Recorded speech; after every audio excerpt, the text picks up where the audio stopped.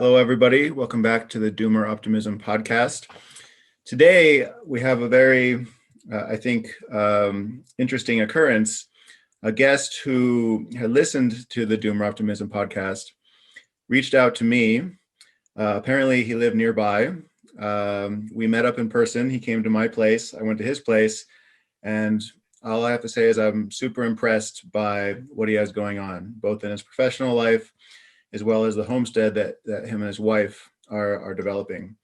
So without further ado, I want to introduce Josh Kearns. Hey, Josh, how's it going? Hey.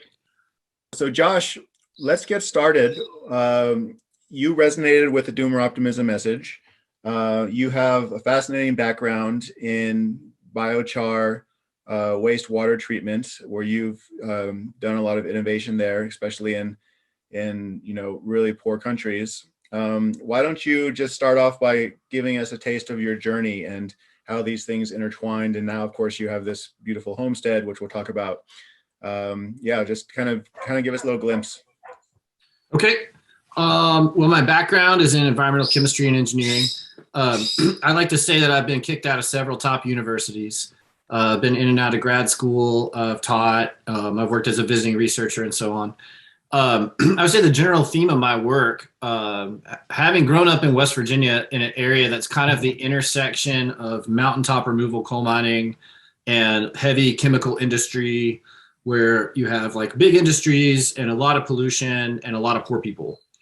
I think that kind of sent me off on a path of wanting to study chemistry and environmental engineering to try to basically go around cleaning up messes. I sort of see environmental engineers as society's janitors or nature's janitors, cleaning up messes. So that's what a lot of my sort of technical detailed work has been about, remediation of different environmental harms. But somewhere along the way, I started to have the feeling that a lot of the environmental damage was being created at a rate that was much higher than environmental chemists could run around mopping up the problems. And that sent me into like a lot of different lines of inquiry, mostly which I've sort of just done on my own, not really in an academic context. Studying ecological economics and biophysical economics. I worked for a few years with the developer of the ecological footprint metric as a sustainability tool. And then several years ago, actually about a little over 15 years ago, I had just dropped out of grad school and I was trying to figure out what to do next. And so I sort of did the cliche thing of got rid of all my stuff, packed a backpack and bought a one-way ticket to Asia to travel around and live on farms, study Eastern philosophy, get some hands-on experience in how communities were dealing with different challenges around sustainability, resources, living, and that sort of thing. And while staying in Southeast Asia, I got involved in working on a water system with a rural community in northern Thailand. And they were setting up a project, which I think is probably a close cousin of the Rhizoma project that you guys have been working on, that just looks at sustainability and self-reliance and high quality, efficient living, mostly in kind of a rural context centered around food production. This community was centered a lot around natural building with adobe and cob and techniques like that, and also seed saving and agro-biodiversity conservation and stuff like that. And yeah, all the same stuff going on around here in Uruguay. Yep. Yeah, I mean, it makes sense, right? It's very practical. And in Thailand, Thailand was hit really hard by the Green Revolution, where, and relatively recently, in the 80s and 90s, when the agribusiness companies came in and just completely turned agriculture in Thailand on its head and got farmers producing, buying their packages of chemicals and fertilizers and all this kind of stuff. And with promises of big riches, in reality, they go into debt and they work harder and harder and harder and go into more and more debt. And at the same time, families remember, not long ago, they used to grow millions of varieties of things. Just they had like their vegetable gardens were extremely diverse. And then the kind of farming that they've been pushed into is this really monoculture type farming. And they know that they're using chemicals that are harmful to the environment, that are dangerous to humans. And so I think a lot of people are interested in getting out of that cycle of debt, that kind of entrapment. And so the project that I looked into getting involved with was really working on how to transition rural Thai communities away from global agribusiness and into sort of sustainable, self-reliant agriculture. And they're saying, you're not going to get rich. You're not going to be a rich person, but you're going to live well. You're going to have plenty of food to eat. You're going to have lots of, diverse types of seeds to trade with your neighbors and stuff like that. And you can build your own housing, very cheap. It just uses mud. If it breaks, you can fix it. You just need mud. It's very simple, So they're promoting all these kind of simple, self-reliant techniques. And I was staying with them, learning about that stuff. And they said, hey, we're really interested in setting up our own water system. We don't really have a good way to supply drinking water or water for cooking and stuff like that to this farm community. Could you help us with that? And I, said, sure. And they said, well, one of our big concerns is that our local water sources, these irrigation canals, would be a good source of water, except we're concerned about herbicides, pesticides, and other pollutants getting into that water supply. And, going back to our grandparents and great-grandparents, everybody's familiar with this idea of using charcoal in water filters. Will that work? Will that remove pesticides? And I thought, well, that's an excellent question. It makes sense. It's very intuitive. I'm sure that somebody's done a lot of research on that question and determined it. So I used to jump on my bicycle and ride 2.5 hours into the nearest city. And this was back in the days of the internet cafes. Yeah. I had a pirate log on. What that sound is. Is that on your end? Do you guys hear that? Yeah, I hear it. It's not me. Is it Jason? I don't think it's me. All right. The ghost in the computer, I guess. We'll see. Anyway, so I'd go in the internet cafe and I had a pirated login to get to University Journal article subscriptions. And I searched high and low to try to find any information on the use of just garden variety charcoal in water treatment, and found basically nothing on it. Lots of stuff on activated carbon and techniques that are used in developed countries, but nothing in sort of do it yourself, kind of thing. And so that project kind of landed in my lap. It was really the idea of the community that I was staying with, and it kind of landed in my lap. And I went back and I said, can you just briefly describe, is activated carbon like a developed world version of charcoal is that because I don't actually know what that means, activated carbon. Okay. Yeah. So activated carbon is, it's very analogous. All right. Whether you're making biochar or charcoal or activated carbon, you're starting with some kind of a precursor material, often wood in the case of making charcoal. There are some activated carbons that are made from wood. There are some that are made from coconut shells. Most are actually made from bituminous or lignite coal. So usually they start with coal as the starting material. And then in making activated carbon, the first step that you do is you carbonize the material, or you pyrolyze the material. And this means heating the material in a condition where there's not enough oxygen for it to burn, right? Okay. If you think about when you make a campfire and you're putting wood and stuff in the fire, you come back the next morning and there's like pieces of charcoal sitting there. And the reason that those didn't burn up to ash was because wherever that was situated in the fire, there was plenty of heat for that material to get hot, but there was not enough air, not enough oxygen coming in for that material to burn all the way to ash. So it could just convert it to charcoal. So that's how you make charcoal. You just choke off the air and you heat the material and you just increase the carbon content and make this kind of graphite-like substance. It's the same thing with activated carbon, except that the difference is the activation step. And this is when, you use either high pressure, high temperature conditions with steam or CO2 or other materials, or you add acids or bases or something to basically alter the chemical structure of the material, alter the pore structure of the material, and enhance it. So basically what you're trying to do is you're trying to make a material that's highly, highly porous on the inside. Like if you think of a natural sponge and how there's all those holes inside of the sponge. So you think of activated carbon is kind of the same way, where if you were to shrink yourself down really small and go in one of those holes, you would see even smaller holes. And if you went in those holes, even smaller holes. That's why it has the filtration properties. Yeah, that's why. So it's basically, so the way to think about it is if you have some kind of a pollutant that's dissolved in water, like it's a molecule of a pesticide or something like that. Yeah. The ideal situation to remove that pesticide from water is to create a tiny little pore on the scale of nanometers, right? That's like just big enough to hold that pesticide, right? Yeah. If the pore is too small, the pesticide can't get in there. If the pore is big, then the pesticide maybe just kind of lays on the edge of it. But I think of it as like you want to create Goldilocks pores, right? It's not too big, it's not too small, it's just right. And then the sort of natural attractive forces between all matter cause that molecule of chemical to basically stick to the surface of the pore. And the strongest binding is when the pore is just the right size. And it turns out, and I was And I was just going to like to clarify. So activated carbon is typically an industrial process and an industrial product used in the developed world, and charcoal as like a filter would be something that wouldn't be necessarily used in like an industrial system. I want to let you continue telling your story, but I keep butting up against this where like, what is the simple solution to this? And then you talk to engineers from the developed world and it's like this, highly developed, highly industrial material or something like that. I'm like, okay, but what do people used to do? And you can't like find information on that. So right. it seems like that answer to that question, is there a simpler answer to this? A less industrial process to get to this thing. That is yes, that's a very good encapsulation of the overall project, right? So, based on my academic training at the time, I knew that a material like activated carbon existed that was, optimized using precision manufacturing processes for exactly this purpose. Charcoal, on the other hand, made in village kilns in Southeast Asia, is not made for water filtration. It's made for cooking. Most of the time you make charcoal in the developing world, they make it for cooking or for fuel for something like that, right? And it's a different technique for making it.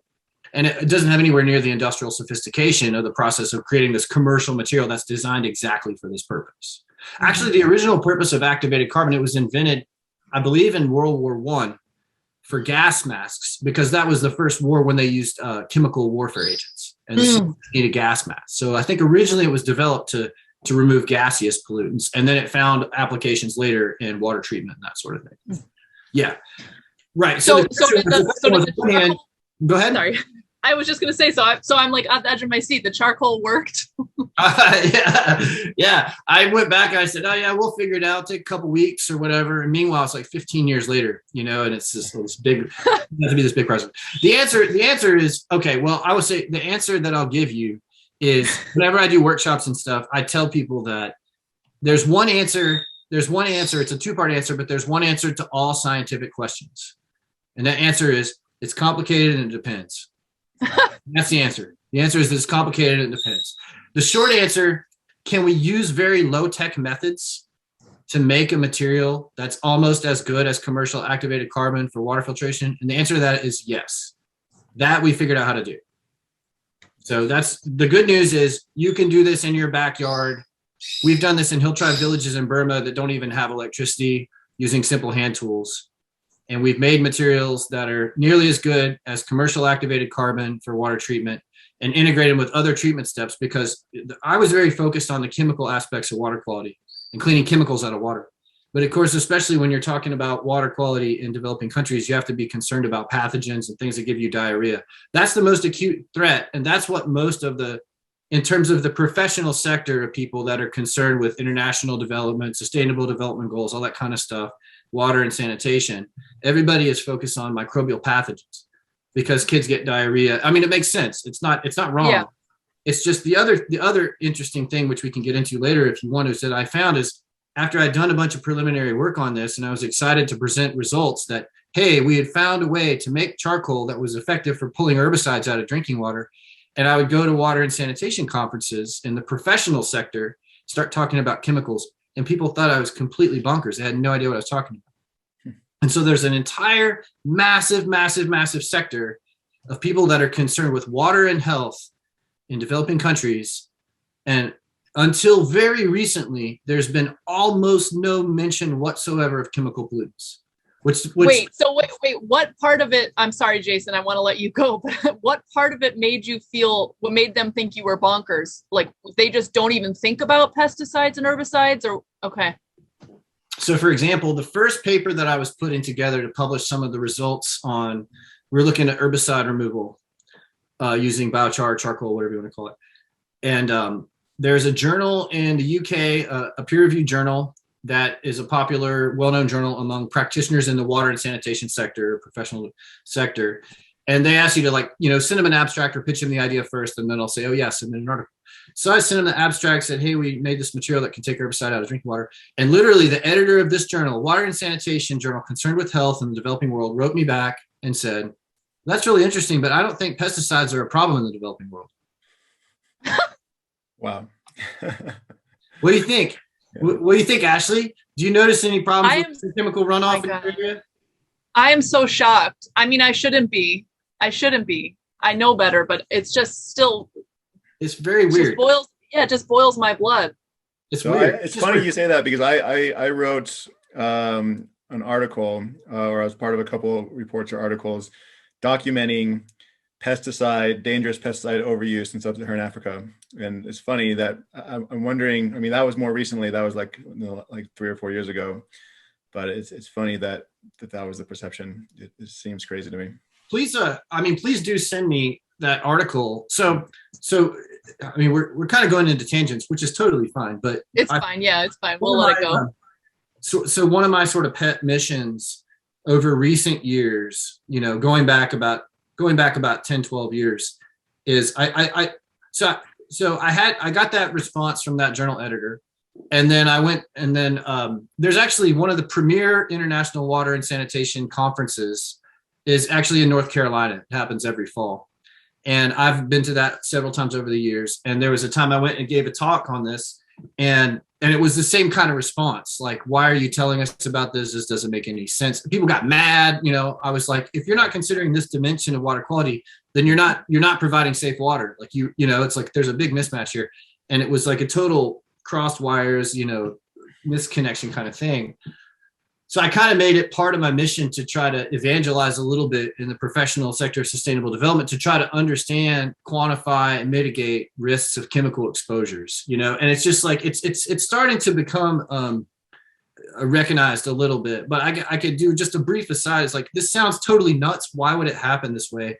My sort of short explanation is that a lot of this sector, like a lot of sectors, is driven by if there's a group that has a lot of clout and provides a lot of funding, those are the groups that set the agendas, and in our sector, the Bill and Melinda Gates Foundation, for 20 years has been a major presence in the sector, and they got all hot and bothered about sanitation, which also makes sense. It used to be back in the day, it wasn't water, sanitation, hygiene. It was really just water. People just talk about water.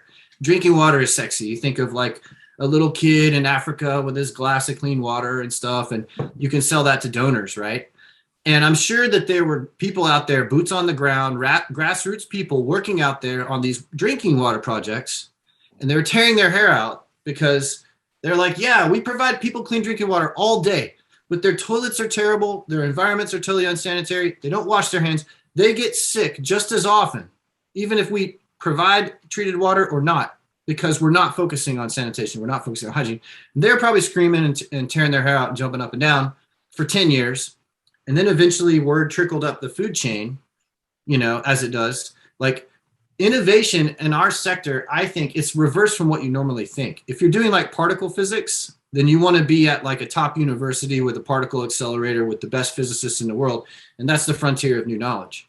But if you're doing real sustainable development, the frontier is like in the most unlikely places, at the grassroots, Yep. often mostly among people who have little or no formal education, but who understand the problems way better than the people at the conferences, right? So Yep. it's like hard to get information back up the food chain a lot of times. And eventually it gets up there, and then somebody like Bill Gates comes in and says, okay, I'm going to just drop a huge chunk of money in the middle of this sector. And academics are like bass fishermen. They get the rumor that all the bass are over there on part of the lake. So they zoom over there and everybody fishes in the same place, right? And then you come in and you talk about something else and they're like, what do you know? It's this thing over here. What are you doing? Why are you talking about this thing? Yeah. But to me, like the grassroots, being out there on the ground, like where you're at, like that's a fertile area to come up with research questions. Yep. So we understood this and it was contextualized in a certain way. So I've always endeavored to undertake this research in a way that is continually contextualized by the problem, by the situation where it's meant to be applied and used, And so I think that's why it's been successful, is because I was insistent. It wasn't like something we dreamed up in a lab somewhere far away, but it arose from the field. And every time I would test something in the lab, come up with a little bit more precise knowledge of the situation, go back to the field, do a bunch of stuff based on that, find out what works and what doesn't work, change, go off in a different direction or whatever, and then bring that back to the lab and do the research using the facilities of the lab to try to answer those specific questions, take it back to the context, try it out. And that back and forth thing was like really like, I think why it was so interesting and what, to the extent it was successful, I think that's why, And so I'm sure you all understand the context of like being really embedded at the grassroots, but I find in the sort of professional world, I think that's still kind of a strange idea. And so I think that's why I got this sort of like incomprehension, interacting with journals and interacting with conferences and stuff.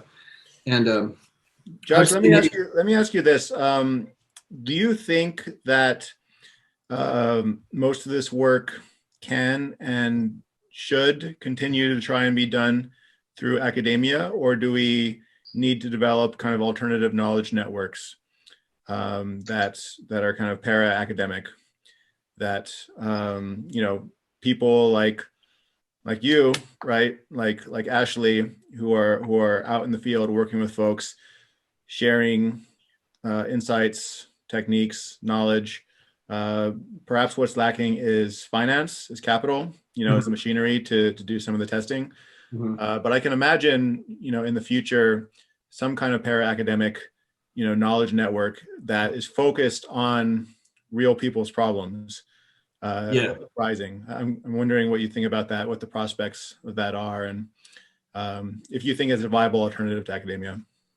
Yeah, I have maybe like 3 answers to that. One answer is I think 100% that kind of thing needs to develop. And I feel pretty optimistic about it because I feel like there are tools at our disposal now. Internet, like Doomer Optimism being a good example of people on the ground doing real actual things in the real world, but then connecting online and sharing that kind of stuff. So there's a lot of tools developing for that kind of thing. And, I've used the term para-academic as a way to describe, I think, what I'm sort of kind of wandering towards. In terms of, is there a role for academia? I do think that there's a role for academia.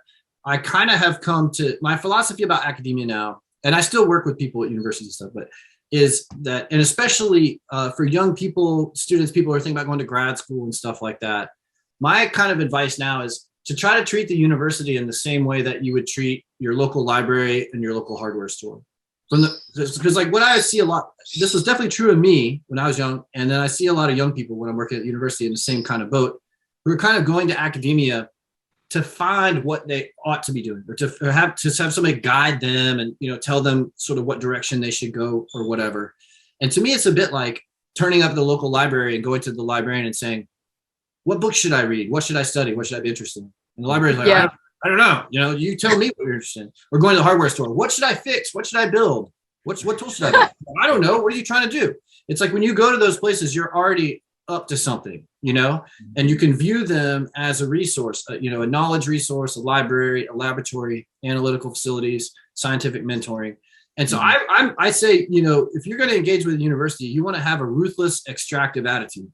That's a resource. And I kind of am becoming increasingly hardcore on this. And so here's kind of a project that I've been wanting to discuss with you guys that I think might fit into this category. So I'm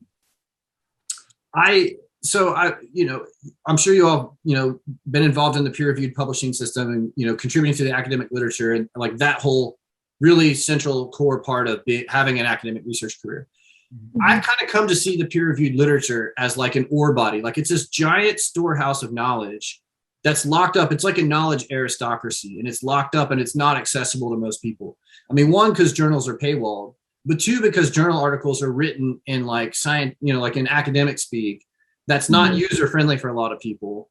And the articles aren't structured and they're not really written. So you can get to the end of the article and you can say, okay, yeah, but so what? How do I use this information? Mm-hmm. How do I put this into practice? How can I do this? And so I was like, what we need is like a new kind of job description for like kind of like somebody who is a miner, who mines this ore body of knowledge in the peer-reviewed literature and remanufactures it into practical things that people can use. When you're in academia, you're constantly under pressure. It's always about new knowledge, the next thing, the next thing. Mm-hmm. Get the grant, do the research, get the new knowledge, write the journal paper, move on to the next thing. And I'm like, hey, wait, here's a heretical idea. maybe we already have enough knowledge. Maybe we don't need to keep getting knowledge. Maybe we should try to get the most mileage that we can out of the knowledge that we already have, you know? And I've kind of been in the process of doing that now, like starting about a year and a half ago, I started on this book project on biochar water treatment. I mean, we've had like 10, 15 years worth of journal articles come out on this topic and related topics. But the question is, how do we take this peer-reviewed body of knowledge, gather it together, translate it out of academic speak and into normal person speak, and say, here's the so what, here's what it means, here's how you do it, here's what you need to know. And we're telling you, here are the concepts, here's the approach. And if you're curious about why that's so, and you really want to get into the weeds on some question, well, here's all these papers that you can dig into if you want. But if you're just wanting to get it done, here's the basic kind of stuff for what you need to know. And so I was wondering if like part of creating some kind of a para-academic project or something would be say, hey, like, let's take the attitude that we've generated lots and lots and lots of new knowledge in the peer-reviewed literature that we haven't made full use of yet. And how do we look at it from, see, the interesting thing is that, you know, I've been continuing to publish peer-reviewed papers, and the last 2 or 3 papers that I've worked on, I have 2 in review right now, are as a result of coming back to the literature from a different perspective of like, okay, I'm trying to convert this into a practical product. So let's look at the database in a different way. Let's look at it with a different set of purposes in mind. Let's manipulate the data in a different way to create these kind of outputs that people are going to be able to use. And that led to additional discovery that we're like writing up and say, oh, well, when you look at it's almost like a meta-analysis, which is already a thing, you know. But it's like, if you look at it a different way, you see new things, and then that's also useful too. And so I was just, I don't know, I don't really have a mechanism for how to popularize this kind of thing or fund it or support it. Yeah. But I just started to think that, like, I mean, another question, I'll throw out the rhetorical question for thought, like, if we're thinking in terms of some of these big challenges, you know, in the sustainability area or in development or whatever, you know, I was involved at university in the sort of global sustainable development water sanitation sector. And we, you know, the jargon of our little area was always about solving global grand challenges. And the way to go about that, right, is you need research, right? Of course, because we're researchers, we go for research grants, right? So the implicit premise in the whole thing is we don't have the knowledge that we need to have to solve these things. So we have to have research to get the new knowledge that we don't have. And we don't have the tools that we need to solve these things now. So we need innovation. We need to create the tools out of this new knowledge, you know, and that's a great justification to give me lots of money, you know, to go like get new knowledge and make new tools. But I was like, what if we actually know everything we need to know really about solving these problems now? And we don't actually have to go and get all this new knowledge and develop all these new tools. What if we just use things that have been shown? One example I thought of was like, how do you maintain fertility in soil and agriculture, right? Mm-hmm. And the answer for the past 100 years has been the Haber-Bosch process to use lots of methane and fossil fuels to fix atmospheric nitrogen and synthetic nitrogen fertilizers. Okay, well, that's not sustainable. So I don't know, maybe we need to genetically engineer some microbe to make nitrogen out of wastewater or something like that. It's like, we got to discover all that new stuff.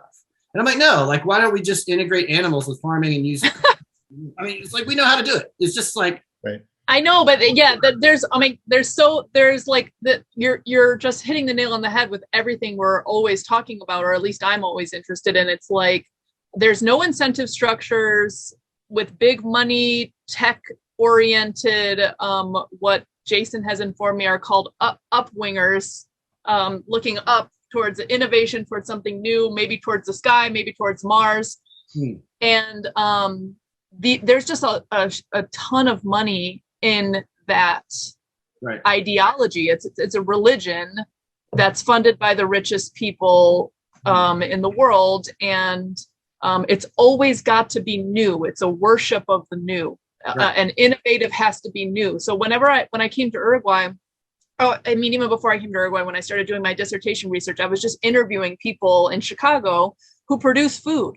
And I kept calling them innovators on purpose, because they were like literally just keeping chickens in their yard. And I was like, look at these innovative methods that they're using. They're like, you know, using their compost and chickens and circular waste cycles and all this stuff. And I continue to do that. I don't know if anyone's listening or cares, but I don't know. And I think part of my larger sociological lens is that as these big global problems get worse and worse, eventually it seems like it's already reaching a breaking point where the disconnect between what like the global academic class is thinking of and looking toward as solutions is so far from solving any of the problems that we're really facing on the ground that people are just scrambling to solve them themselves.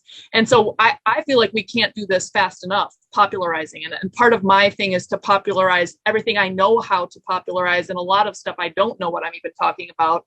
I know of the sociological, like social and community stuff, but I'm even dipping my toe in stuff like regenerative agriculture because people are, and I don't know anything about like soil science, but I'm just trying my best to popularize the things that I'm hearing about as like simple, sustainable, low tech or appropriate tech solutions. This isn't a question, but I'm just agreeing with you. I don't know if you have further thoughts. I completely agree with what you're saying. And I mean, the word that stuck out that you used was popularize, you know, and I think that is really the key to the thing, because, you know, if you're in academia or in any kind of professional job, you know, you're under some kind of incentive structure. Like there are certain incentives and there's certain processes that you need to go through to like advance your career and to achieve what is considered success under those conditions, you know, and you have these big actors, depending, whatever sector you're in, there's going to be some big actors that are like, they've got funding, they're setting the agenda, and they're framing it ideologically. You know, they're the people who are sort of putting the religion out there for people to adhere to gain success. And I completely agree that like that has like diverged so much from like what people on the ground need and want and are able to do, that it's just this massive disconnect, you know? And so I think that like for a few reasons, I think popularizing different approaches, one, so that just practically speaking, more people on the ground can learn the stuff they need to kind of solve their problems and do the things they're trying to do. Yeah. I also, and I'm probably like imprinting a lot of my own bias on this, but I feel like people are going to increasingly become disaffected from academia and other professional sectors, because they're going to see that it's like so much bullshit basically. And they're like, this is bullshit. Why am I doing this? You know? And I think that having popularization systems, whether they're online communities or other initiatives or whatever, like some alternative examples that people can see and they say, oh, that looks really interesting over there. How can I do that? You know, and I spend some time thinking about what are the barriers and challenges to providing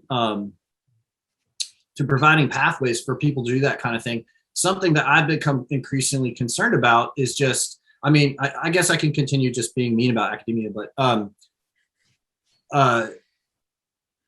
like when you go to college, it's partially about learning some knowledge. It's partially about gaining, you know, a kind of specialized skill set that you can use to get a salary or whatever. It's a lot about socialization into a certain socioeconomic strata, you know, becoming that strata.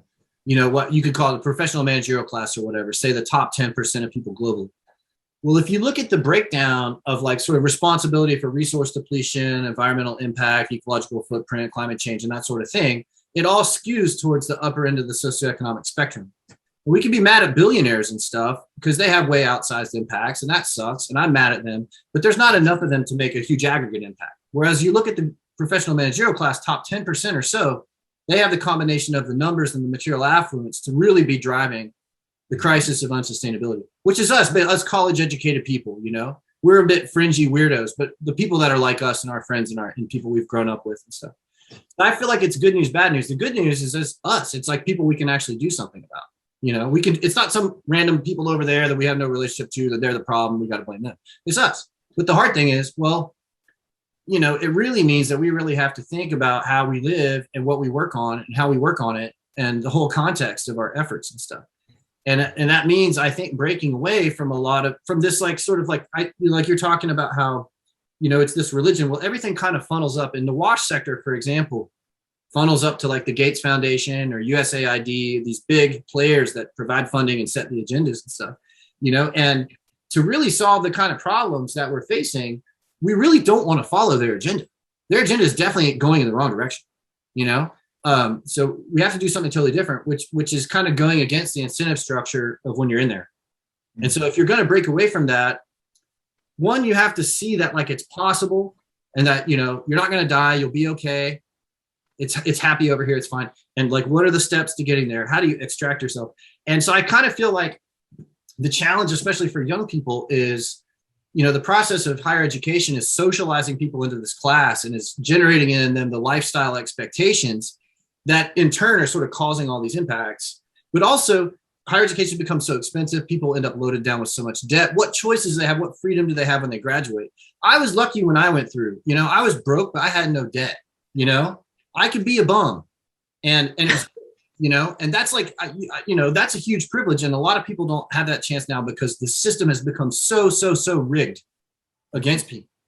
So I kind of like, you know, how can we, in terms of popularizing stuff, could we create kind of like a menu of like alternative options to following this professional career path in college and all that, and say like, here are many other things you can do.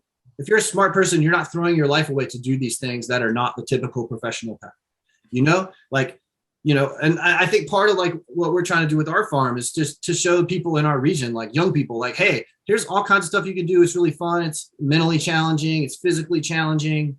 It's rewarding. It's creating resilience in the local economy, you know, and, you know, I'm not a good marketing person, but like the idea would be, how do we attract more people onto these alternative paths? Mm-hmm. So I was figuring you guys had the answers to this. So I'll We're working on it. We're working on it. Jason, what do you want to go? Because I have some thoughts too. Well, we're talking to people like you. So hopefully that helps.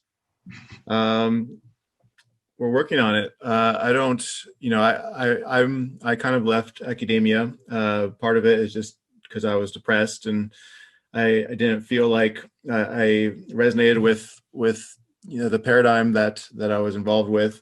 But I haven't figured it out, right? I'm working as an adjunct right now, and I'm applying for, you know, going to be applying for other jobs because it's not financially sustainable. So I don't think I figured anything out. However, you know, I am involved with this network that we're trying to grow, Doomer Optimism, where we're trying to connect people like you, people like us, you know, not just academics, but, you know, everybody, you know, people, practitioners on the ground. Real quick, before you give your examples, Ashley, I want to ask a quick question. So you mentioned, Josh, that you don't really think we need new knowledge. We need to kind of mine the knowledge we already have. With your efforts with the biochar, would you see that as generating new knowledge or just recovering and popularizing old knowledge? How would you frame it in terms of your statement about not necessarily needing to generate so much new knowledge?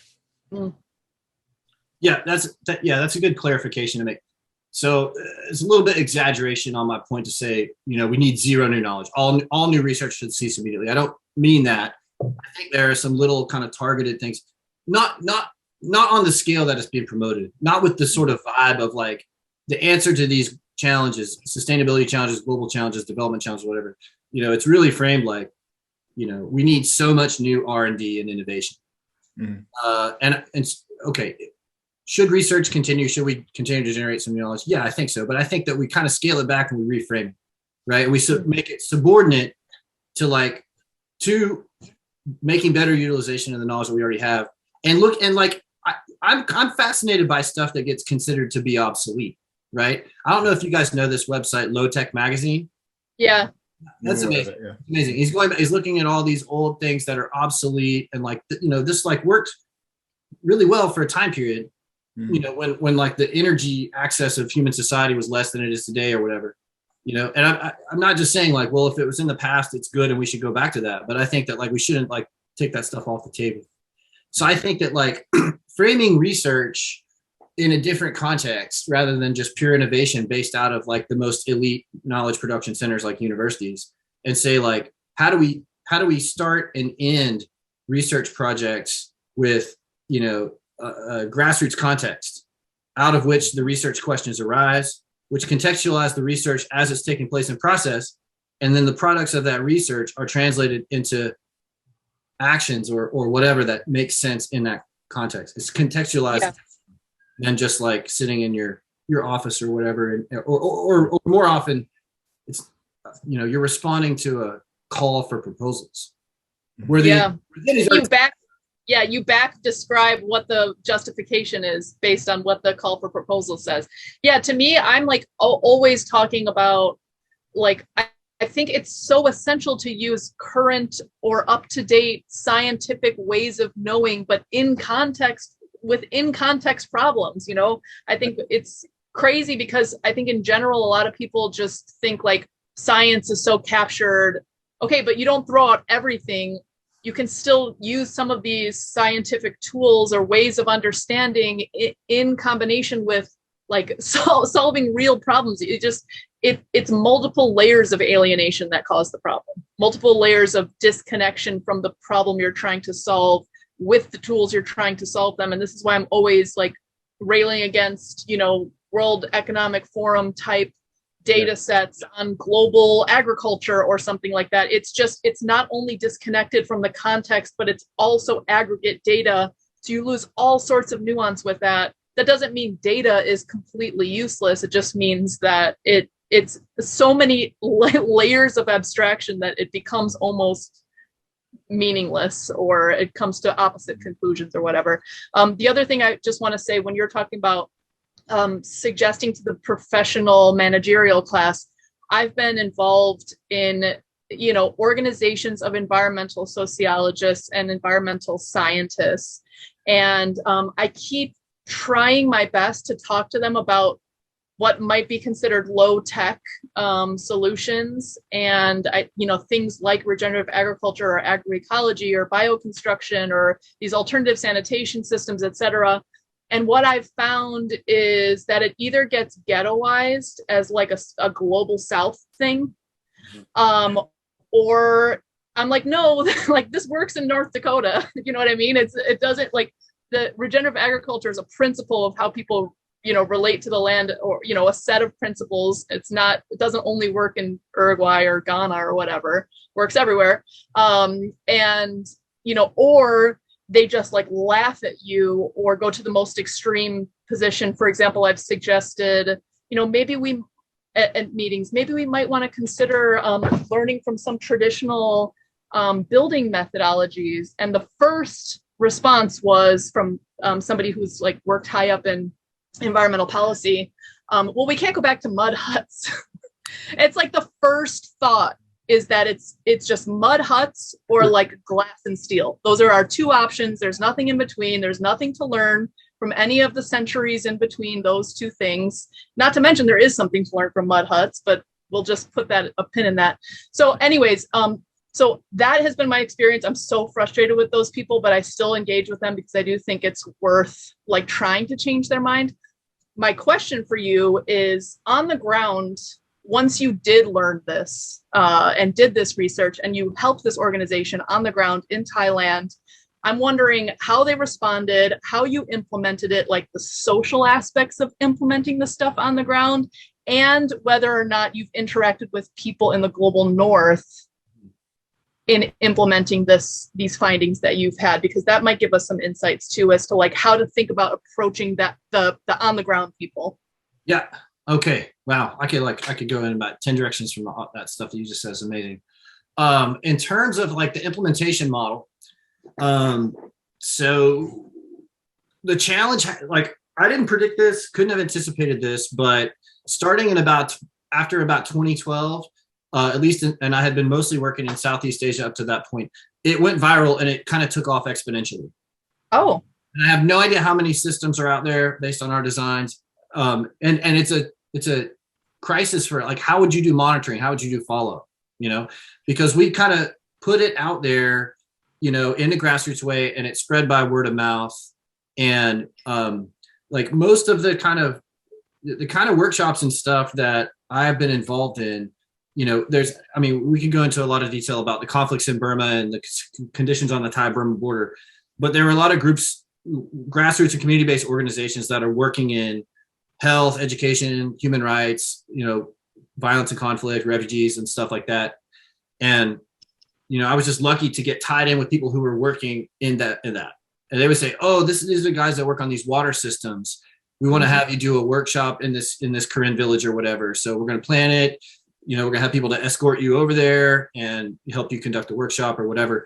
And then, we would train X number of people, but then people would come and see it and they would say, oh, I want to build that. And it would kind of spin off. And so it was successful in that respect, but it's also like, okay, well, did they do it right? Like quality control becomes almost impossible to follow up with. The other thing that was not anticipated was that, so quick backstory. So when this community in Thailand asked me about, does charcoal remove pesticides from water? The natural thing was to start with the extant prevalent technologies for making charcoal, which are these like, sort of mud beehive kilns that are common in the villages. So I spent a year or two traveling around Southeast Asia, like learning the artisan process of charcoal production and putting temperature probes inside of kilns and like trying to characterize the whole process and then doing laboratory experiments back at the university and stuff. And the answer to that question was, well, some of the charcoal that comes out of kilns works pretty well, and some of it's not so good, and some of it's almost worse than useless because it's not charred very well, and it ends up leaching funny smelling stuff into the water. So it's this change. It's not super practical. And so then I looked at some of the designs that people have been coming up with for biomass cook stoves that are efficient and that don't produce a lot of emissions. Like big health concern in developing countries is people who cook over an open fire in their house and produces a lot of smoke and leads to respiratory disease and so on. So a lot of people have focused on, well, how do we make cook stoves cleaner burning? And there's one design that's a so-called gasifier design that introduces a bit of air into the process. And after you run the stove for a while, you're left with a residual of some charcoal material. And I looked at that material, and that material turned out to be off the charts in terms of water filtration. And so I was like, cool, can we scale this up to a larger scale to make the amount of char that you would need, like using old 55-gallon drums and that sort of thing. And it turned out that worked really well. So I was like, oh, I'm convinced this is great. The other thing that's nice about that method of making charcoal, just like the cook stoves, it's a lot cleaner burning. I've made lots and lots of batches of artisanal charcoal, and it takes forever, and it's a smoky process, and you're tending to fire all the time, and you have smoke in your face all the time, and you're coughing, and it's unpleasant. And people who make charcoal suffer a lot from that. Well, this method is very clean burning. At the beginning, there's a little bit of smoke, and after that, it clears up. And the process works much faster than a traditional process for making the same amount of charcoal. So it's faster, it's cleaner burning, and you can use a wider variety of materials as your feedstock. And I started doing this on the farm in Thailand, and the Thai farmer that's the head of the community saw what I was doing, and he's like, wait, you can't make charcoal this way. That's not going to work. I'm like, I don't know, it might work. I don't know. He's like, well, try it if you can, but it's not. Thai people don't do that, and it's not going to work. It's just going to burn up. And I got going with it. It worked really well. And so I'm like, all right, this is awesome. I'm going to make all the charcoal that we need for the water system this way. So I started doing it, making lots of batches. I set up a video camera. I was like, I should make a little how-to video. So I'm there explaining blah, blah, blah, blah, blah. He walks by one day and he says, are you making charcoal in that? I said, yeah. And he's like, well, there's no smoke. I'm like, yeah, there's no smoke with this method. He's like, there's no smoke. I'm like, no. He's like, well, how long does it take to make that much charcoal? I was like, well, it takes about 2 hours. It's like 2 hours to make that much charcoal. I'm like, yeah, about 2 hours. And he's like, it takes 2 hours and there's no smoke. I'm like, yeah. And he's like, are you making a video? I'm like, yeah, I'm making a video about it. He's like, when you're done making that video, can we make a video in Thai? And I'm like, yeah, whatever. So then he was totally on board. And he made great. Of course, I make this 45-minute long-winded nerdy video that my mom and 6 other people watch, And the Thai guy makes a video that's short and funny and stuff, and millions of people see it. Wow. So they have really been the engine behind all of this kind of stuff going viral. Every time I see him, he's like, oh, so many people call me all the time. This guy said he used to sell insurance, but he quit his job and now he just makes charcoal. And I'm like, oh, okay, good luck to that guy. I hope he's okay. It's kind of just, I don't know. It just kind of took off like that. And the same thing with the treatment systems. So, I wouldn't have worked on this for 15 years if there wasn't that desire to have it done. To answer your question about what about back here, has there been implementation?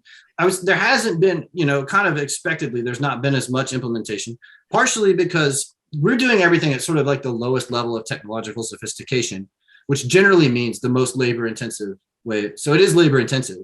If you get a bunch of people together from your village and work for a few days, you can set up a water system that'll provide you water all year. So it makes sense, but it is a lot of work. Whereas here you can just pop down to the big box store and get a system and plug it in and you're good to go. So there's not as much desire for that kind of thing. The other reason, something that you highlighted that was just absolutely brilliant, is that there's this ghettoization, or there's like this dividing. Oh, this is for poor people, this kind of thing. And the rich people have this thing, and poor people have this thing. When I moved back to the States to start grad school the second time with this as my project, and I had been working on the border of Burma, working with refugees, people, ethnic hill tribe people that have been like, the Central Burmese military has like tried to genocide them for like 60 or 70 years. And they're always moving around. They live in very tough situation. They're in a military coup right now, fighting. It's terrible, terrible. But I admired like how resourceful they were, how they dealt with like really austere circumstances, and the sort of richness and joy that they had despite being in a very terrible situation a lot of the time. And so I felt like when I came back to the States, I was kind of like a reverse missionary. I wasn't coming back saying, I'm trying to do this thing to help poor people. I'm like saying, we need, like, our whole deal over here is totally unsustainable. Yeah.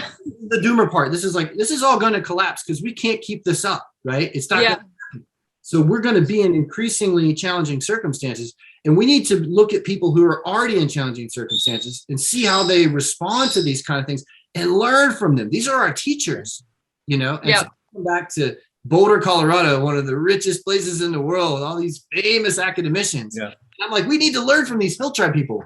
And they're like, what? They're like, no, it's just going to computerize everything. And we're going to go to Mars and all. And it was like a total, like, I had like reverse culture shock so bad. And it was so heartbreaking because I was kind of coming back with like understandings of like ecological footprint and I mean, probably a lot of the same stuff, the stuff that you guys have read and the stuff, and I was kind of coming back saying, we need to be transforming our lives more towards how people have made sustainable, resilient, durable livings under challenging circumstances, because we're going to be facing that kind of stuff soon.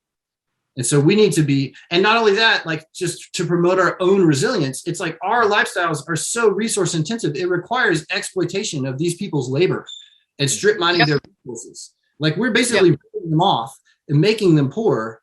And then to make our society affluent, and then happening to notice that their sanitation conditions are bad, and then trying to invent some space-age toilet that works in a slum in Kenya. It just makes no sense on any level. We just need to stop doing that,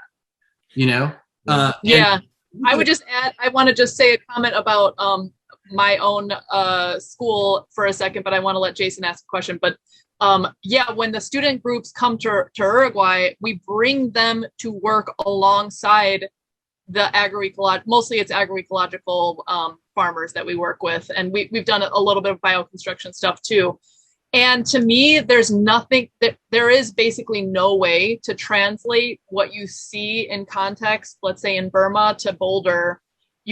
In some ways you have to bring the people from Colorado to Burma, or you need to have them at least go to a place that's like a middle ground in Colorado where they already do regenerative agriculture, and they have to see it themselves. Because like when the students come here, I don't start by lecturing them about like how these people in the global South have the answer and blah, blah, blah. I just say like, we're going to work with these people. Here, meet them. They're Martina and Paola or whatever. And then they meet each other. And here's what we're going to be doing today. And it's just the act of working alongside them that makes them ask all these questions. Why are we doing it this way? I've never seen agriculture done this way. Why do you do this? Why do you do that? And that process of discovery, and in combination with the experience, is what really changes hearts and minds. We just can't just tell them. I don't know. It just doesn't work just telling people. Anyways, Jason, I don't have a question, just a comment. Yeah, well, it seems like a good segue to talk about. So, we talked about how in rich countries, there's a lot of lip service towards like degrowth as a concept, but there's not really kind of this embodied realization yet that, this actually means that, hey, maybe we're actually learning from remote villagers in the global South or something like that. So we all resonate with this theme of Doomer optimism, right? We're all kind of doomers in a way. And we think that, if something's unsustainable, that means it's not going to last. Systems might start crumbling. We might have serious energy constraints, resource constraints, more climate instability. I'm curious, Josh, how you see this playing out in like the next 10, 20, 30 years, in terms of a transition, right? and the kind of the shock to the system of people who just, don't have their feet on the ground, and the chaos, and then, possible transition, and how we can help prepare for that transition. And then hopefully in a bit we can connect that to what you're doing with the homesteading, and we can get into the homesteading stuff as well, which I'd love to talk about. Yeah, that's a very good question. In terms of what I see in the next 10, 20, 30 years, predictions are difficult, especially about the future. Yeah. I'm not of the mindset, that everything's going to come crashing down around our ears, in the next couple of years, or that there's going to be human extinction by 2030 or anything like that. I don't believe that at all. I think that, we definitely have challenging times ahead. We're in challenging times. We had a global pandemic, which is one of the scenarios that's easy to imagine that could happen under globalization, is that you have spread of a disease pandemic. And that has a huge knock-on effects in the economy and stuff. We're seeing that. We're seeing a supply chain crisis, it's not rocket science, totally predictable stuff. Inflation is getting to be a problem. Well, what have our monetary policies been doing? It's not really surprising. So I think it's gonna be a huge mixed bag in terms of responses. And I guess I kind of have a bias towards towards the weird or just towards the low socioeconomic sectors of our society and the world. What I've seen in developing countries of people being resourceful and and dealing with difficult circumstances and maintaining some quality and joy and family and important things like that, spirituality. And we're located in Appalachia. I grew up in West Virginia, so I feel kind of at home in this region. And I would like to believe that this is a region full of people who've historically faced, kind of challenging circumstances and have had to scratch out a living, under somewhat austerity. But we have an incredibly rich bioregion. This is a great region to be in for, I think, weathering difficult times. And so I think that, on the optimism side of the whole thing, the potential to create really cool, really fun stuff that's effective and moving in a good direction is enormous, And so 90% of my energy is in emphasizing that kind of thing. Honestly, I think where a lot of the challenge is going to come from, the sort of doomy negative side of things, honestly, is I think the sort of professional class, the media class, the politicians, the World Economic Forum and the Davos people they don't have it. They're elites, but they're dumb, dude. They don't know what they're doing. They're doing all the stuff that makes no sense at all, And I guess I'm just more afraid of the damage that's going to be done by the circulation of bad and maladaptive ideas among people who are in positions of wealth and influence, And I see that that's really where a lot of the deleterious stuff is going to come from. Bad ideas backed by a lot of money, basically. And I see what us regular people are going to be doing is building resilience and kind of constructing defenses. I felt like a lot in terms of the work that I've done in Asia and Latin America and other places. For a while, we were calling it development repair. It was like going into communities where development had happened and there's dysfunctional stuff. And we're like, well, how do you want to solve the problem? Let's just do this. Okay, let's just do that. Well, And a good friend and colleague who works along these lines and has worked a bunch in Bolivia, he told an anecdote about working with a group of villages on a water project or something. And they're coming to him, and his background's in environmental chemistry and engineering, and they're coming to him and saying, okay, we totally get this, and we have an idea about what we're trying to do here, but what's this? What's pH? What does that mean? What is pH? And he's like, well, pH is just, the acidity or basicity of the water. He just had to explain this one little concept of pH, which they were not familiar with. And they're like, oh, okay, we get it. Okay, we're good. So his role was just like this guy just there to answer random technical questions that they hadn't come across before. And they're off and running, solving the thing. Yeah. And so I kind of feel like that's like the exciting area to be in, because you really see problems being solved. And, the more I kind of tune into the news and the media and hear about what's going on at Davos or whatever, or at Jackson Hole, when the Federal Reserve meets, I'm just like, God, these people, you know? I wonder if there's anything like, so, okay, let's just say your average global north person, there's a lot of people who are starting to get interested in getting onto some land and building some resilience and sustainability, and like just getting closer and more involved in the active production of their daily lives. Mm-hmm. Okay, so let's just say that's the person we're talking about. Is there anything that from your set of research questions, like that people could do? I mean, can people build their own sanitation system like what you built? Oh, yeah. And like, how would they even get started to figure out how to do that? Like, for example, we just have a well. We have a bunch of neighbors around who use glyphosate. Mm-hmm. And we've tested the water for chemicals, and we have like a Berkeley type filter in the house. I don't know if even that's like appropriate, but when we tested the water, we didn't have any glyphosate in it, but we haven't tested it since that initial test. Mm-hmm. And we actually, yeah. You just have to read the next Doomer Optimism Substack, Action Oriented by Josh Kearns. Yeah, exactly. I know. I was just going to say you should write something, but I think in longer form too, like, people don't even know how to wrap their heads around. Like, I have a well and a tank, and so I have like my own set system. You know, typically probably people are on sewer system. So, I don't know, how does like the average global north person even wrap their head around this? I'll just couch this question in an experience I had when I lived in Chicago. I was part of this group called the Civilian Conservation Corps, and it was just like a group of young people who are like trying to help with environmental projects, and it mostly was just like giving people things to insulate their windows in the winter and stuff like that. But as part of like becoming a part of that group, we had a series of guest speakers, and one of them was from like water and sanitation for the city of Chicago, and they were explaining the whole system, and they were like, yeah, there's these giant pumps that like run the whole system. And I was like, wait, but what do those pumps run on? Like, oh, well, oil or gas or whatever. Yeah, like electricity or whatever. And I'm like, oh, but what if they go out? Like, oh, well, the whole system doesn't work if they go out. And I was like, no one's even thinking like that, let alone, treatment centers breaking down or having issues or anything like that. So I'm wondering, just couching it in my general sense that like infrastructure in the United States is actually not really that resilient. What does someone do to get started?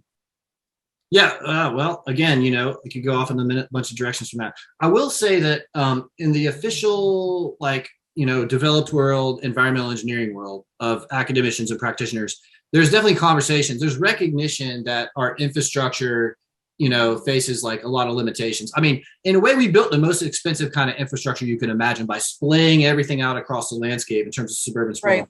A huge amount of energy, literally huge amount of energy pumping our shit through tubes over miles, right? Like, it's crazy if you think about it, Yeah. And same thing, like centralized facilities. So there's definitely talk about like, condominial systems are decentralized by neighborhood and all this. So there's talk about it, and of course the talk is all flavored by like, well, what kind of new innovative technologies can we throw at it? How can this or that professor insert their pet, technology into the mix or whatever? And so it's a halting conversation. And I would say probably one of the big obstacles is, there's a certain level of service that we sort of take for granted, almost as like a birthright, And like, one thing I thought, I've and lived in cities and stuff too. And those kind of rolly trash cans with the flappy lid, that you roll out to the curb. I was like, even if you had very, very little space in like an urban lot, you could build a composting toilet and poop in one of those and cover it, and it would be fine. And you could just get two of them. It'd take forever for it to fill up in a normal household, and then just put it in the corner, bungee cord it so critters don't get in, let it compost, and it would be fine. It would be fine. But like people's expectations are like, whoa, crazy. And there are a lot of ways you can have like secret surreptitious composting toilets. So we could talk about that kind of thing to meet people's expectations to have a normal indoor flush toilet experience, but be composting on the side and stuff. We'll probably do something like that here once I get to that project. But yeah, I think that like the conversation it kind of meanders around, and where it bumps up against boundaries is the sort of affluent developed world infrastructure lifestyle is kind of a bit in people's minds non-negotiable. Mm-hmm. That makes sense. You know, yeah. You're on your little farm in Uruguay, you're pretty free to think about how you might solve your sanitation situation there, you know, using what's available and what makes sense. And if it might be a bit strange to, you know, a suburban Chicagoan, well, it's not really relevant. You know, the point is to solve the problem. You want to safely dispose of your waste, compost it, utilize those resources, you know, interrupt any transmission of disease that might happen. And otherwise, and use like the least amount of energy possible, right? Yeah. Those are kind of free. So I think that's the same thing. I mean, you know, it's one thing if you're in an urban area, if you're in a suburb, if you're in a housing development with an HOA, God help you. You know, you can't put up a basketball net, you know, I mean, let alone get creative with your sanitation. But if you're just some bumpkin out in the middle of Appalachia, you know, you may as well be in Uruguay or Burma because you have the same options available. You know, someone like Jason. Yeah, I mean, we're unincorporated over here where I am. I could do a lot. I'm wondering, can you do a homemade charcoal system for filtering water? Because I'm in actually a lot of like mommy groups who are really worried about water quality stuff for their own families. Yeah, I mean, you certainly can. I mean, like, you know, as you know, every situation is unique and has some unique concerns and considerations. So, you know, like what I did at first. So this community came to me in Thailand back at the origin of all this, and they said we're worried about agrochemicals getting into these canals and affecting our water. The first question in my mind was, do they really need to worry about that? Is that probably a problem, or could I tell them like, actually, I think your water sources are safe from being impacted? So the first thing I did was I went out and did a survey. It's common. It might be common in your area in a lot of places where farmers use pesticides and backpack sprayers. You know, they go down by the canal, they get their bottle of pesticide, you know, dump it in the backpack sprayer, dilute it with water, and they just discard the container, you know, just throw it wherever, right? And then they go out and spray. Mm-hmm. One way to find out what kind of chemicals are being used is just to walk around and look for discarded pesticide containers. And at least in the places I've been in Asia, you know, you can find a gold mine of these things. You know, you can go to the little agribusiness shops and like see what they're selling. So we've done a bunch of this kind of work in different places of like just going around and taking surveys, seeing what farmers are using, looking for discarded containers, checking out the ag shops, you know, and I would just make lists and lists and lists of active ingredients on all these different products and then go and look them up. There's some nice databases online where you can look them up and you can say, okay, well, they estimate the environmental half-life of this chemical is such and such. Its human health effects are such and such. Its ecological effects are such and such. It's likely to be a groundwater contaminant. It's not like it's, you know, or whatever. It's a neurotoxin or whatever, and kind of create this. And so, you know, compile this ginormous list of substances that were used. And then, I mean, it's kind of another question that goes into the research. You can't study that many compounds. Right. Compounds to study to evaluate the process. We could have that as like a separate conversation or whatever. But so, I mean, the first thing is like you were concerned about glyphosate use in your area. So you can do some sampling, but also, you know, so are they using glyphosate? If so, on what crops, at what times of year? I mean, glyphosate is obviously well known. It's used in huge quantities. It breaks down in the environment relatively quickly. So if you're detecting glyphosate, it's probably because it's being continually used, because otherwise it breaks down pretty quickly. You know, whole other can of worms. When these compounds break down in the environment, they just break, the molecules literally just break into smaller pieces. Well, what are the effects of those smaller pieces? Sometimes the degradation, sometimes they're less harmful, sometimes they're more harmful, sometimes we don't know. So, you know, it quickly, like you get into the weeds of all these questions. But like the first thing to do is to kind of do an assessment of people's water sources and try to think like, what are the likely vulnerabilities, you know?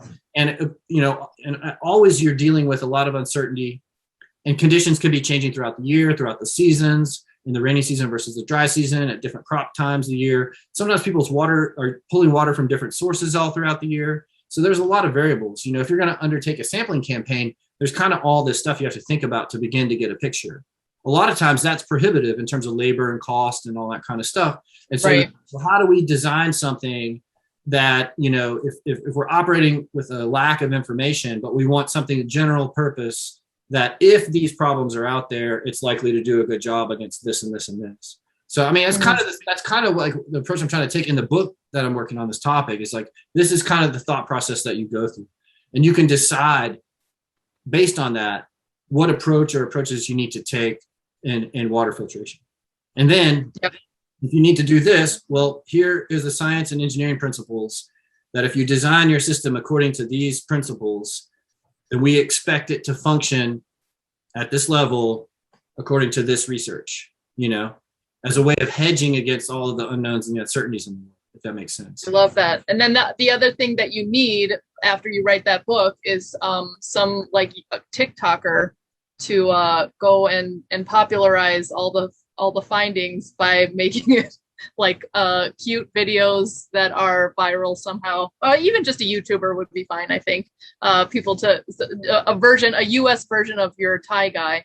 One other comment I want to make, and then I would let Jason talk if he has something else he wants to say. But Jason and I seem to continually have to say to people, you know, a low energy future means more labor. And I would say even on top of that, like just a different kind of living condition than you're used to.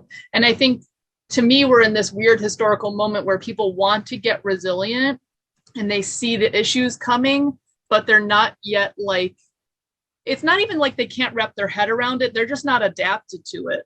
Like a low energy living. And it's a process of adaptation. So like when we first moved to Uruguay, we have a solar water heater and we like time our showers in the winter around this afternoon because the solar water heater has been going all day. And it's like, just thinking about how you don't have hot water all the time, and thinking about like, where does energy come from? It comes from the sun, and you know, you have to time your life around that. It's just an adaptation period, and it takes time, I think, for people to just wrap their heads around that. And then once you do it, it's not so bad, but it's just not something you're really used to, I would say. Yeah, I mean, I feel like I'm just on the first step of the ladder of adaptation. You know, I have a long way to go, and I've wrapped my mind around it to some degree. I'm not sure if I've fully embodied the implications. It is a process, even if you're like, you know, full on doomer optimist. Before we wrap up, Josh, this conversation, I want to talk a little bit about the project that you and your wife have engaged on with the homestead. You know, I came over to your place, and you know, I was really just quite impressed. You know, just all of the different animals that you have and the rotational grazing schemes. Do you want to talk a little bit about how this background relates to this one desire to homestead, to come back to the general region of where you grew up, and some of the details of what you've done and where you want it to go? Yeah, I can riff on that a little bit. So in terms of just giving a little bit of background info on our place, we're in the Brushy Mountains, which is a spur of the Blue Ridge Mountains in western North Carolina, kind of in the northwestern part of the state. And my wife is a veterinarian and has a job in town at a clinic. It's about a 20-minute drive from our actual place. And one of the reasons that this clinic hired her is because she has a pretty good amount of experience in large animal and farm animal, whereas the clinic is mainly a small animal clinic. People bring dogs and cats and stuff like that, but they want to branch out into more of this kind of thing. And so part of the initiative of our project is keeping animals, you know, for her, is like continuing education for her, and because we're enthusiastic about it. And also, you know, the site may develop as a place where people can bring their farm animals for treatment. We don't really know. I mean, you know, we have ideas about the stuff that we're trying to do here, but ultimately it's a kind of try stuff out and see, and also see what makes sense in this place. I mean, we're both from Appalachia. She's from Southwestern Virginia. I'm from West Virginia, but we're not from here. And if you know anything about these kind of small places, you know, even though it's, you know, it's like a 4-hour drive to the house where I was born, you know, I'm an outsider here. You know, I'm still, it's close, you know. So a lot of it is kind of getting to know like what's going to work in this area, and, you know, what can be small sort of income generating initiatives that we can do. What can we do to produce? I mean, I think the philosophy, first and foremost, produce for ourselves, you know, reduce our grocery bill by growing a lot of our own food. but then also how do we integrate with other initiatives that are going on in our region to overall be part of helping to build a resilient economy, in this area. And so that was the main reason I was so excited to get in touch with you, Jason, because I feel like you have a lot of the same alignments and intentions, and we're kind of at a similar stage of the process of like, yeah, you're further along. Well, maybe a little bit, but not that much. I mean, I feel like your place is really cool, and you've done a lot more with gardening than I have. That's for sure. Mm-hmm. But anyway, so okay, in terms of like our land, we have a little over 14 acres. Probably only about 3 acres or so of that is pasture, and the rest is forested. A lot of it's overgrown, so we've been pushing back a lot of the overgrowth. We have a few sheep and goats. We have donkeys as livestock guardian animals in the pasture. We have a few pigs, and we have some chickens and ducks. And most of these animals were given to us by my wife's coworkers, who they all have their own little farms and their own little supplies of animals. So we get the sort of runts and rejects and problem animals from other people's farms. Our donkey turned out to be really nice, but she was a real problem on the farm that she lived on before. She was kicking all the other animals as they were fighting for food and stuff. So, but yeah, and the place was a real dump when we took it over. It was overgrown. There was trash and stuff everywhere. And so we really spent the past about 2 years really just cleaning the place up, cutting back the briars, repairing fences, repairing buildings, getting it to kind of the starting line of eventually being a productive place. And we've had a few babies born on the farm so far. In the past couple of weeks, we've had 3 baby goats born. So that's pretty cool. We retrofitted. So cool. There's an old shack that was just about falling down that we retrofitted into a barn with little pens where the mamas and babies can be in and be safe and protected and like a little bit warmer and stuff in the winter. So just like little stuff like that. And I think the name of the game is, we just in getting the place, we kind of dumped what bit of savings we had, just to get here in the first place. And then it's the name of the game has been, okay, do what we can do, but be as resourceful as possible, this is not a throw money at it kind of operation, because we don't have the money to throw at it. And so my hope is that, like, I part of my sort of philosophy in the biochar research, as well as in this kind of stuff, is it's really good to put yourself in the situation of resource constraint when you're trying to innovate methods for dealing with resource constraints. Yes. You're sitting on a mountain of cash and you have like unlimited analytical facilities at your disposal. Like when I was at the university, it's just like, it doesn't make sense, because it's like, well, I'm trying to solve problems for poor people. I want to be in that context. Or if you're an Appalachian person, you have a little bit of land, you don't have a lot of money. What's some like small kind of project you can do using like reclaimed wood or other resources that could generate a little bit of income, grow some food or whatever. So we're really excited about having like little demonstrations that kind of make sense that other people can learn from in our region. But I don't know, I can't say that we figured those things out yet, because we're still new. And we're still trying to figure out what's going to stick. What are people going to see that they're going to like, that they're going to want to pursue further? And I'm more like taking my cues from that and then running with it when it seems like there's something that could work that fits in the local context. Right. And one thing you were telling me about, which I think is really awesome, is, you have been getting to know your neighbors. You did some labor on a neighbor's farm, both just for an extra income, but also just to, get the skills and get the exercise and make the connections. And so it seems like you've really been doing that. Like you're kind of navigating, kind of neighbor feuds, and you're kind of like friendly with both sides. And it seems like you're really doing that. Yeah, I don't know if you want to add anything to that. It's my observation that what you're telling me was really neat. Yeah. I took a job in the fall with a neighbor that has a farm down the road that they were working on a hay harvest and a corn harvest. And I was interested in making some money and getting some experience, meeting some people. And also nearly all the animal feed that we need to get us through the winter has come from farms that are just within a few miles of our place in terms of hay and corn that I was able to get like through that harvest and stuff. So it's also sort of a local sustenance for the animals. And it's been good. I mean, we moved here. I mean, I think our timelines were really similar, Jason. We closed on this place in late February 2020 and kind of took over in March 2020, which everything was being locked down. Mm-hmm. So pretty much, other than my wife having colleagues at work at the vet clinic, I've pretty much been at home it's just me and the animals, I'm getting a little weird talking to goats, and I wanted to get out and talk to some people around.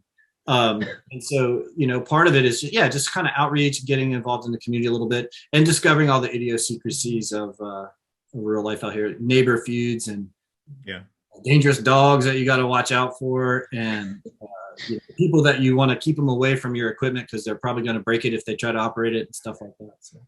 I just have one last comment before we wrap up, but you might consider, since you have a background in higher education, doing some version of like what we do with Rhizoma Field School. I think that there are a lot of universities who really, really want this hands-on experience, like getting out into the world. And maybe you might find some neighbors who are doing some interesting or environmentally friendly forms of agriculture, or whatever, and you can curate these trips where local students can have this experience with hands-on sustainability, what I like to call that. It's not building solar panels, it's regenerative agriculture, agroecology, whatever. This is my not so secret entry into trying to solve the problem of academia, is to get a lot of students who are interested in sustainability these sort of hands-on experiences. So that's something just to keep your ear to the ground about. I find it to be a really fruitful model for everybody. The students love it. The locals love it. Yeah, and the neighbors, you'll make friends with them. Like, I made friends with our neighbors because I was bringing a student group, and I basically said, what projects do you have? I want to bring 14 unskilled young people to come work on whatever project you want, and I pay you for your time, because they're taking away, from their paid work to hang out with these volunteers for, a day or two. We go to several different places for a day or two each. Everybody loves it. It's good for everybody. And I love it. I love the teaching. I love seeing the brains explode, in context. So something to keep in mind. That's a great suggestion. And I think that maybe in a year or two, we're still kind of in the stage of just getting the infrastructure and basic systems like up and running. Yeah. We thought about doing that kind of thing. And I think we got a little bit of a ways to go in terms of like being ready to take on something like that. But 100%, I totally agree. And I would let the gears turn. I mean, I've taught courses in the typical university classroom, Monday, Wednesday, Friday, Tuesday, Thursday, sort of death march of the semester, which doesn't my style. But in terms of doing workshops, short courses, intensive kind of things, hands-on kind of stuff, I love that, and I've done it, abroad a bunch, and doing it more here would be great. So I'm 100% for that. Yeah. Well, Josh, I just want to thank you so much for coming on. I think this is our first, like pretty focused on some hands-on stuff, Jason, interview. Do you agree? Yeah, getting into some of the details of the specific topics. We kind of went meta a little bit, but I'm glad that we got into some of the details, and you really pushed that, Ashley. So that's good. Now, we were just talking about our last kind of recap from season 1 that, maybe our episodes are a little bit too theoretical. We need to get a little bit more, kind of specific, but then, we don't want to get too narrow that then we lose the breadth and anything. But I think this conversation was a really nice balance where we kind of oscillated between the two. Yeah. So yeah, I think that's a good conversation. And Josh, I really look forward to engaging with you, in kind of the Doomer Optimism world, and your ideas about creating maybe a series, a written series, and perhaps we could post some tutorials or some of these educational resources. And welcome to the Doomer Optimism family. You're an OG. You've been in this family much longer than I have. So welcome to the family. Awesome. It's great. I'm glad I found you guys. I'm super impressed with it. And I'm up for, you got a project you want to try to collaborate on the online space or real world space or whatever. I'm down. If you also want to interview people as well, we usually how the pattern goes is somebody who we interview is then qualified, as Ashley said, to do interviews. And so if there's people in this space, like your friends who are doing amazing work, who you want to get their message out there, and this platform is definitely meant for that. So just add that as well. I can pitch you some ideas. I have a few folks in mind I can pitch to you. Okay. Yeah, that sounds great. Sounds good. And then you can also you write something for the Substack. We just started this series. I don't know if you saw it. Action oriented. Oh, yeah. So it's literally just people saying like specific hands-on things that they've done that other people can do. And it's like, Yeah, there's a million YouTube videos with tutorials out there, but there's not really, I think, like one place where people can sort of dip their toe in all the different things that they hadn't even yet thought about. So that's the idea of the series. So even just like giving people a primer, dip your toe into like ecological sanitation stuff would be really cool and welcome. Sure, I'll take a look at it. Sweet. Awesome. All right. So yeah, Trace will just cut.